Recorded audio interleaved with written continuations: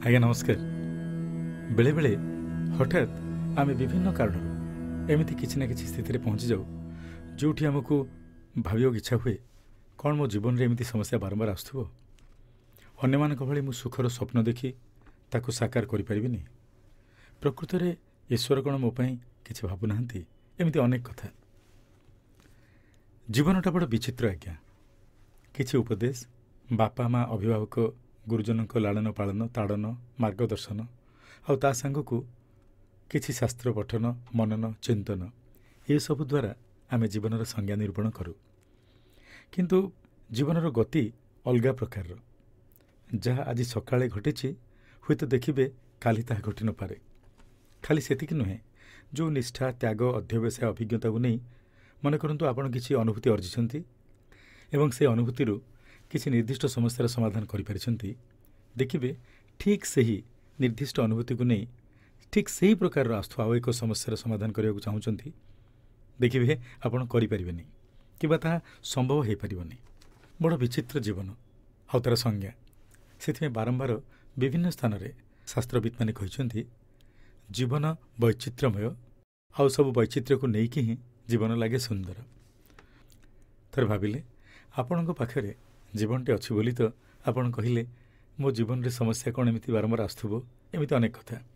कि भावी नियंतु आमर जड़े कि बंधु संसार छाड़ी पलैगलानी तांकर उपस्थिति एठी नाही आ जीवन दुख सुख कौन समस्या कौन ये सब विषय कहवाई से नहांती।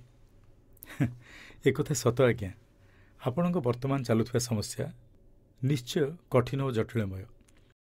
तेबे जिते समस्या वर्णित व्यक्तित्व को आम आज पर्यंत देखि आसचे सेमानक जीवन में जदि जानिबा समस्ते जीवन बहु वैचित्र्यमय कठिन अवस्था देखिए आछंती।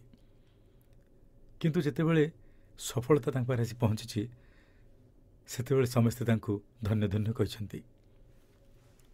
एक कथा भी सत आज्ञा दुख बा कठिन अवस्था सामना करबा भी जीवन रे एक अभिच्छेद्य अंग। सेतिमे कहा जायछि सुखर सागर में भासुवा स्वर्गर देवता माने भी मर्त्य जन्म नेवाई तपस्या करती। एथिपाई जे केवल सुखर सागर में बुड़वा अपेक्षा दुख और सुखर विचित्र परिस्थितिर अनुभूति केवल यही पृथ्वी रे ही मिले।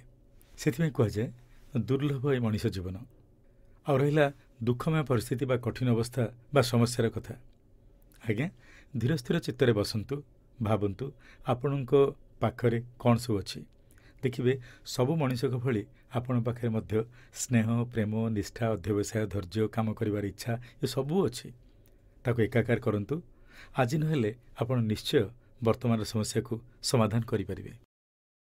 नेपोलियन हिल तांकर पुस्तक लॉस ऑफ सक्सेस रे लिखिछंती life's battle never goes to a stronger or a faster man it goes to him who thinks he can. हाँ आज्ञा जीवन युद्धर परिणति जड़े क्षिप्र गतिशील बा बलवान लोकों पाखु जाए नहीं जाए ता पाखकु जे भावे मु करिपारिबे।